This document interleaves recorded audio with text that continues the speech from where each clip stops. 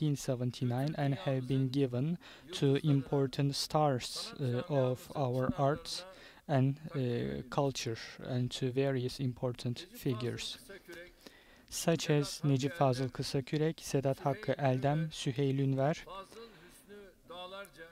Fazıl Hüsnü Dağlarca, Yaşar Kemal, Çelik Gülersoy, Metin Erksan, Halil İnalcık, Sezai Karakoç, Metin Sözen, Niyazi Sayın, and many other names which I cannot list here from art and culture have received this award over the past years. And today we are adding new people to this list, important people who were raised in this country. Each of the people that I will present an award here today, I see as a landmark of our culture and our wisdom. Our country raises many people of art and culture who each deserve to be awarded many times. Every year, what we do here is only to take a handful of water from this big pool in order to quench the thirst of our hearts and our spirits. This year, our award in literature was supposed to go to Master Nuri Pakdil. However, it was not fated to be with him this evening and to award him the prize in person. For this occasion, I would like to once again wish God's blessings on his soul, and I wish my condolences to his followers.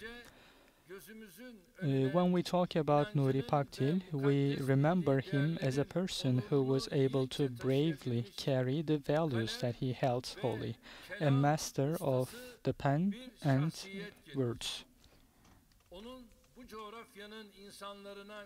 The top legacy that he left to the people of this geography was his love for Al-Quds, which he never stopped talking about or which he never took out of his heart.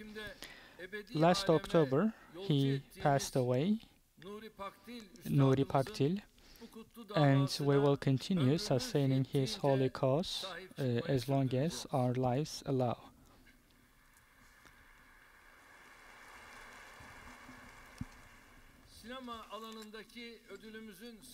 The award in cinema goes to an important person who has spent his career on the local and national character of Turkish cinema, and who was able to create original works under difficult circumstances. Mesut Uçakan, with his movies such as Reis Bey, or The Phoenix, or Butterflies Fly to Eternity. They are important movies which have the same taste as poems, and once again I would like to thank him for enriching our art treasure.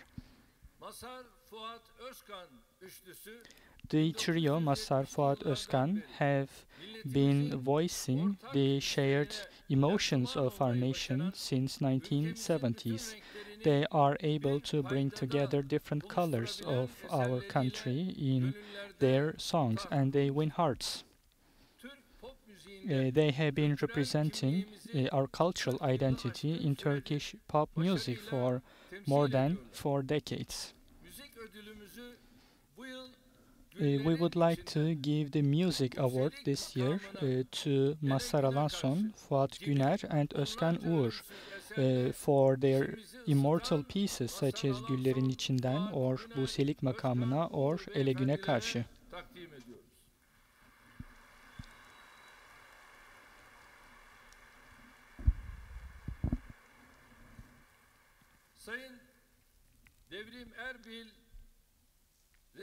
Devrim Erbil, on the other hand, is an artist who is known as the poet of painting. When he talks about his perspective on art, he says, "We cannot expect the seeds of the West to grow on our land." I'm against such approaches. We should be more selective when we approach West, and we must be able to create solutions, artistic solutions to our problems in our own style. Since 1950s to today, he uses our own colors in his works, and he has been positively welcomed on every part of the world with his exhibitions and with his many students. He continues to promote Turkish arts in the world. Our prize in painting goes to Mr. Devrim Elbey, who was able to introduce a distinct style to Turkish painting.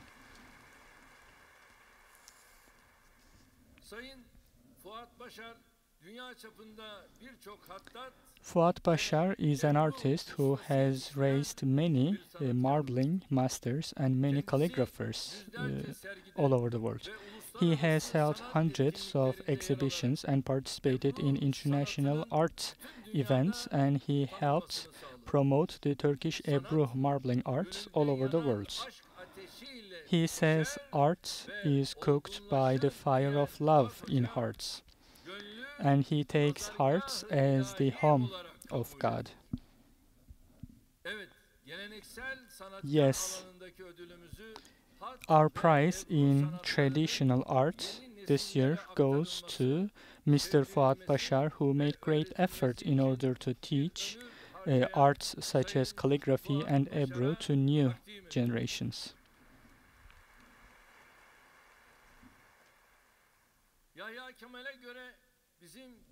According to Yahya Kemal, we establish states and we're good in military, but in addition to these, we have three other arts which are above global average, which are architecture, poetry, and music.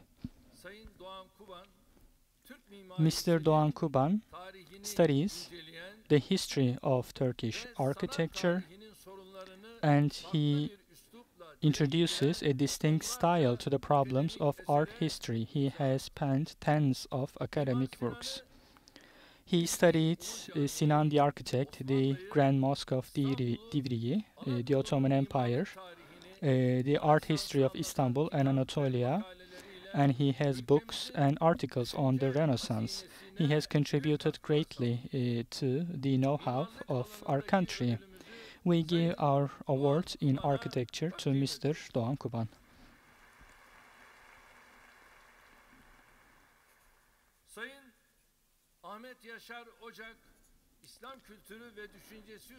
Ahmet Yaşar Ocak has penned important works on Islamic culture and thought.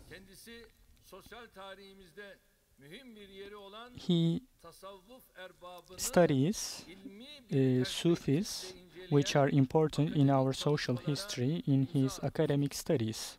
He approaches them with a scientific perspective. He wrote on the disbelievers of the Ottoman society, the footsteps of Islam in Anatolia, the Selçuklu period, the footsteps of Islam in New Ages, the Ottoman Empire. He wrote many books and he brought a new perspective to history. We give our award in social sciences to Mr. Ahmet Yaşar Ocak.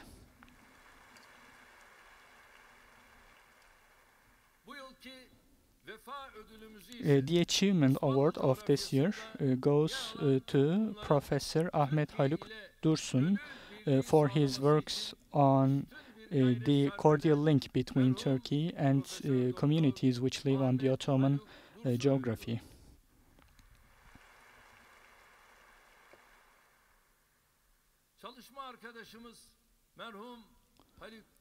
Late Professor Haluk Dursun proved to us that there is a direct link between a broad geography and hearts and love. For this reason, he always advised young people to be sensitive and to stay away from apathy and indifference. And he taught them to always thank God and thank people. So once again, I commemorate him and I wish God's blessings on him. I would like to congratulate each one of the figures that will receive awards today. In the journey of our nation from past to the future, they have contributed in their own respective fields, and for all of their efforts, I would like to extend my gratitude to them. Distinguished guests, we know and we underline on every occasion that culture and art is an important indication of freedom, just like homeland or a flag.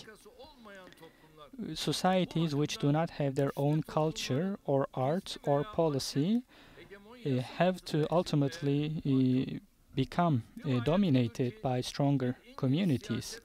According to a rumor, a British politician was asked the following question: would the UK be destroyed if it loses its colonies? But the politician responded, no, we have a strong navy, we can win them back. The person then asked, what happens if you lose the navy? In this case, the British politician responded, we can rebuild it. And lastly, the person asked, what happens if you lose Shakespeare? And at this point, the answer is very striking. He says, in that case, Britain would be lost.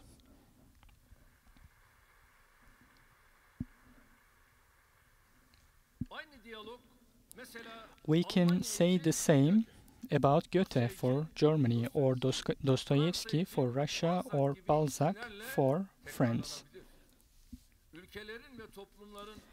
Countries and communities can look to the future in safety, not because of their material power, but because of their civilization. As Yusuf Has Hacip says, you can conquer lands with swords, but you can retain them only with a pen. And this is the fact that he is trying to point out. Nizamül Mülk says you can throw a spear, it has a certain range, but there is no limit to the range of words and of thoughts.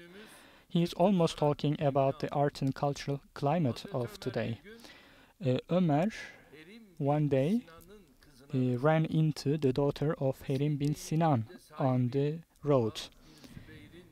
And he asked her, meaning the poem written by Ka'b bin Zübeyir, what price did your father pay in return for that poem? And Herim bin Sinan's daughter responded, my father gave him a weak horse, a weak camel, an old piece of cloth, and he gave him a lot of money. And as a response to this, Caliph Umar said, keep in mind, daughter, what you gave to him has been lost over time, but what he gave you cannot be lost by time, and it cannot be destroyed by centuries. Sometimes a work of art brings more profit than all stock exchanges from all investments and from all other types of investment, because it has an impact which goes beyond borders and beyond time.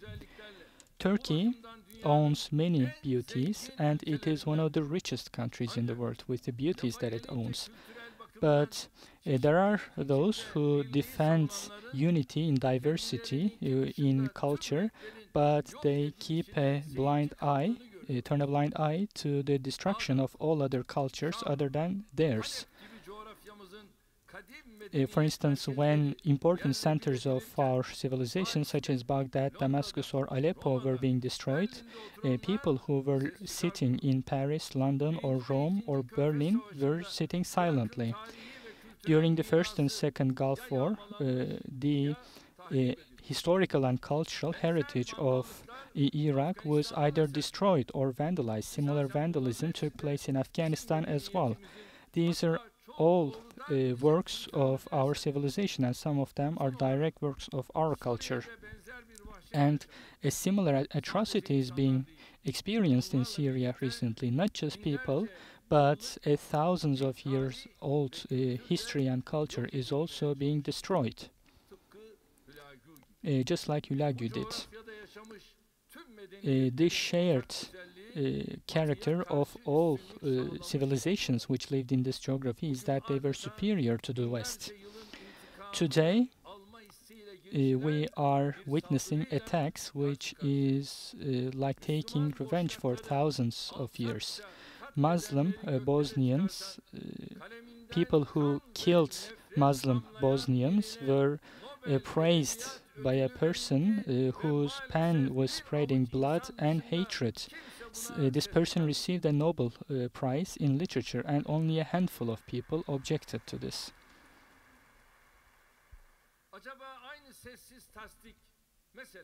Would the same silent approval happen if, for instance, a Nobel Prize was extended to a person who praised someone who killed 100,000 British or German or French or Italian or Norwegian? I don't think so. These facts show us that without having a say globally in culture and art, we cannot even defend our right to life. Hopefully, though, we are at the cusp of a new leap in this direction. In our new governance system, we have a Culture and Art Policies Committee, which is building libraries and opera buildings and is supporting projects which are a clear indication of this. In the future years, we will try to quickly complete our shortcomings in education and culture. We will all work harder together and produce more, struggle more, and we will reach our targets. Distinguished guests, art is skill, and skill requires praise, and any commodity without a client is a waste. Artists reward us with their works. What we must do in return is to praise them, to appreciate them, and to thank them. Our intellectuals, artists, authors, and poets, they deserve any kind of praise. They contribute to our art and culture. They produce original works or original services, and we cannot do enough to thank them. When we invest in culture, art, and literature, we are investing into the future. With this mentality, we are working in order to create a climate of art and culture which suits the ideals of a growing and developing Turkey. Art and politics are sometimes perceived as two domains which cannot be brought together. But we believe that politics is also a form of art, because according to us, everything that is produced from the heart or anything that is produced with perseverance is art.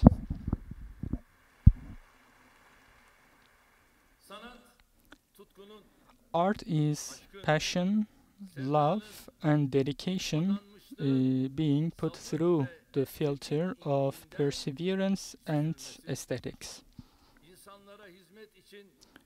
People who put out their hearts to serve people, who dedicate their lives, people who work with love, when they create a work of art, I believe they are actually breathing artistic spirit. But what matters is to do the best. So our suggestion to the youth is to take as example these important figures of art and culture who are important names in their own areas, and to create new works. With such emotions, once again, I would like to congratulate our artists who we are going to reward today on behalf of my nation, and I greet you with my best regards.